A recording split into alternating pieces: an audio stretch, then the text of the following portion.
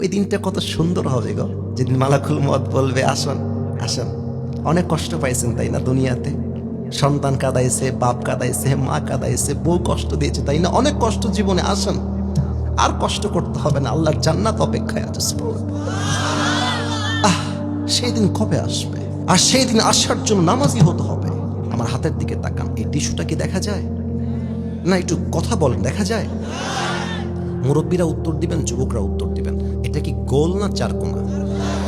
নামাজি বান্দার রুহুকে কবজ করবার জন্য আল্লাহ তাআলা জান্নাত থেকে একটা স্পেশাল লাল রেশমি রুমালের চাদর তার রুহুকে জান্নাত পর্যন্ত নেওয়ার জন্য আল্লাহ জান্নাত থেকে দুনিয়াতে হাদিয়া হিসেবে পাঠাই দিবেন। কাফাম মিন নাকফানিল জান্নাহ ওয়া হানুত মিন হানুতিল জান্নাহ। নামাজি বান্দার রুহুকে কবজ করবার জন্য মালাকুল মউত তার ডান হাতটা বাড়াই দিবে। Look at my right hand. ডান হাত দেখেন, হালকা করে বাড়াবে। রুহু যখন এমন করে বের করে নিয়ে আসবে, হাদিসে আসছে একটা পিঁপড়া কামড় দিলে যে পরিমাণ কষ্ট হয় তার চাইতে কম কষ্ট দিয়ে নামাজি বান্দা রুহুকে কবজ করা। আহা আহা আহা, কি মৃত্যু, কি মৃত্যু, কি মৃত্যু। আমি রাজশাহীর ভদ্রায় একবার তাবলিগে গেলাম, তাবলিগ 3 দিনের তাবলিগে গেলাম। মাঠে দেখলাম যুবকরা খেলতেছে, গোল সার্কেল করে ক্রিকেট বা ফুটবল হবে। It has been 8 years back, 8 বছর আগের কথা বলছি। আমরা গিয়ে একজন যুবককে ডাকলাম দাওয়াত দেওয়ার জন্য, খুবই স্মার্ট যুবক, বড়লোক ঘরের ছেলে। দাওয়াত দিলাম যে ভাই মাগরিব পরে মসজিদে বয়ান হবে, চলেন আপনারা মসজিদে গিয়ে নামাজ পড়বেন, নামাজের পরে বয়ান শুনবেন। যুবক একটা কথা বলেছিল যেটা আমার কলিজায় দাগ টেনেছে, আজ অব্দি দাগ কেটেই আছে। আমাকে বলছে হুজুর আমাকে দাওয়াত দিয়েন না, আপনারা অন্য জায়গায় যান। তো যিনি আমির উনি বললেন কেন আপনাকে দাওয়াত দিব না কেন? বলছে আমি তো যুবক ছেলে, আমার বিয়ে হয়নি, বিয়ে হবে, বউ হবে, বাচ্চা হবে, ওদের বাচ্চা হবে, আমি বয়সে বড় হব, তখন হজ উমরা করে এসে আমি ভালো হয়ে যাব। এখন আমার নামাজের টাইমটা আসে নাই, তাও তো নাউজুবিল্লাহ বলতে পারলেন না আপনারা জন্য? আহা, তোমার মতো হাজার হাজার যুবক বলতো কাল থেকে নামাজি হয়ে যাব, কাল থেকে নামাজি হয়ে যাব, কাল থেকে ভালো হয়ে যাব। ওই কালটা আর আসে নাই, তারা আজই কবরের বাসিন্দা হয়ে গিয়েছে। हुए नामवर बेनिशा कैसे कैसे, ये जमी खा गई नौजवा कैसे कैसे। ये जगह जी लगाने की दुनिया नहीं है, ये इबरत की जा है, तमाशा नहीं है।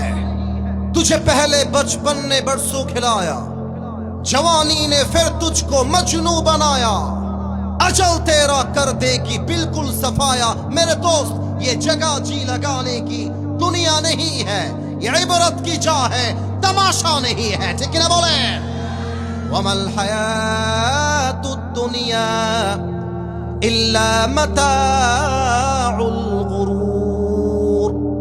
This life of this world is nothing more than play and entertainment. এই দুনিয়ার জীবনটা ধোঁকা আর চাকচিক্য ছাড়া কিছুই হতে পারে না। ঠিক না বলে?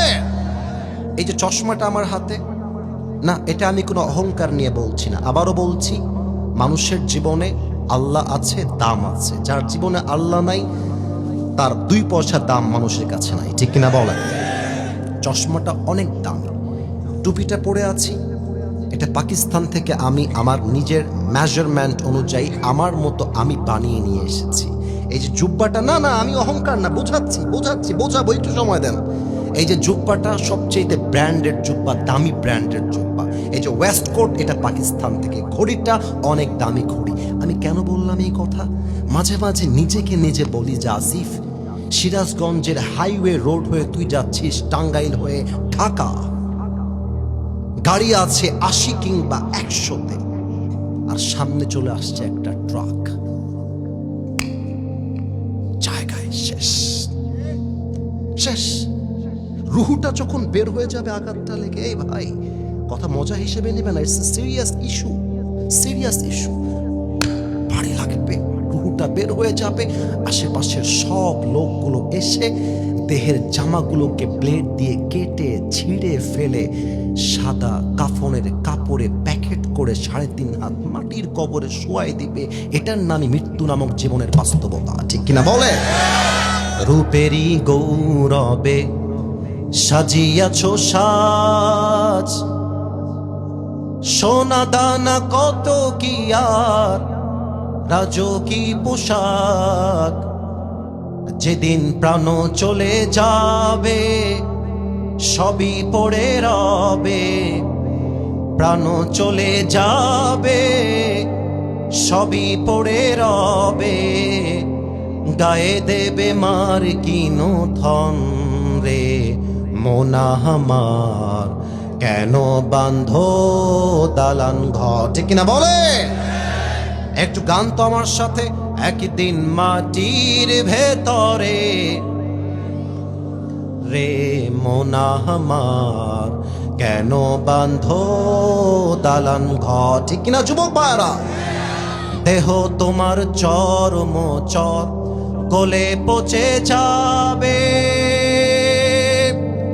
শিরার উপর শিরা গুলি ছিন্ন ভিন্ন হবে, মুন্ডু মিরু দণ্ড সবই হবে খণ্ড খণ্ড, মুন্ডু মিরু দণ্ড সবই হবে খণ্ড খণ্ড, পড়ে রবে মাটির উপরে মোনা আমার, কেন বাঁধো দালান ঘর? একদিন মাটির ভেতরে হবে ঘর রে মোনা আমার, কেন বাঁধো দালান ঘর? আল্লাহু আকবার।